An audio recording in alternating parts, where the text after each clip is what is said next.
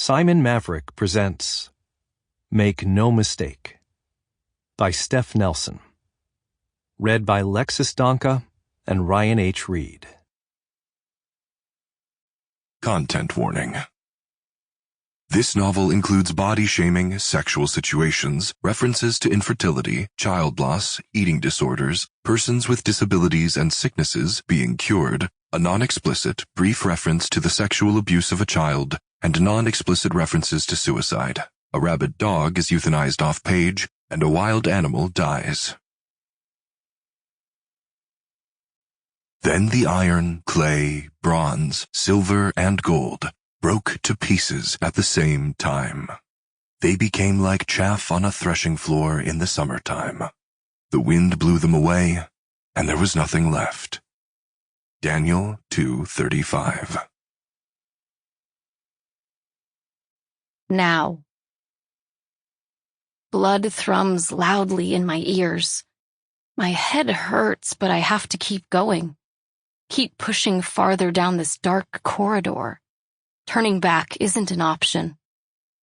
It's cold blackness all around, like an abyss yawning to consume me whole. I blink a few times to confirm my eyes are open. There's no difference, but if I could see anything, it'd be the white fog of my own breath. I shiver and tuck my hands inside my oversized sweater to drum up some warmth. I'd hoped this basement would have a window to climb out of. Maybe even a door to the outside. It's a fucking mansion, after all. But I've been moving down this pitch-dark hallway for what feels like hours, rushing as fast as I can. It has to lead somewhere. Preferably somewhere I can hide. When the pressure in my skull becomes a vice grip, I slow down to walk, keeping a sweatered fist against the wall for support. With only socks on, the soles of my feet feel numb as I move across the polished concrete floor. It's like sneaking across a Home Depot or a prison. The concrete floor ends abruptly in a sudden drop. It would be nothing in the light, but since I don't see it coming, my footing falters and I hit dirt? What the hell?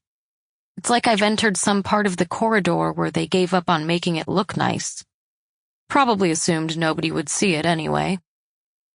A tentacle of fear snakes up my neck at that thought. What the fuck is this basement for? I finally turn a corner to see something ahead. A red light cuts through the darkness, radiating from a razor-thin gap below a door. But the power is out in the whole building.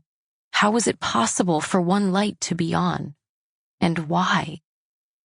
I pause to watch for shadows moving on the other side of the door. A brush of dark to punctuate the crimson line, evidence that someone is inside. There's nothing. Somewhere behind me, footsteps thump down the stairs leading to the basement, leading toward me. Panic flushes through my body. If someone comes down this corridor, they'll crash right into me. I need to find cover or I'll be pinned here, and that's not an option. I reach the door, expecting it to be locked, but with hardly any force it creaks open an inch. My gut drops. Unlocked. This is probably a trap, but I have no choice. The red light goes off. Then it flashes in long strobes. Red, dark. Red, dark. The dark is so much longer than the flashes of red, and it messes with my eyes. The door is heavy when I open it, like steel, and holy hell, it's gotta be 5 inches thick. The smell of rot and shit assaults my nose and I gag. I can't go in there. I can't. Feet tap polished concrete behind me, and my pulse spikes again. Sure, they haven't reached the dirt yet, but they're close. Way too goddamn close. I walk into the room. The putrid smell is so much stronger inside. I gag again and nearly vomit. I step toward the wall, trying to orient myself. I have to get as far away from the door as possible. Sample complete. Ready to continue?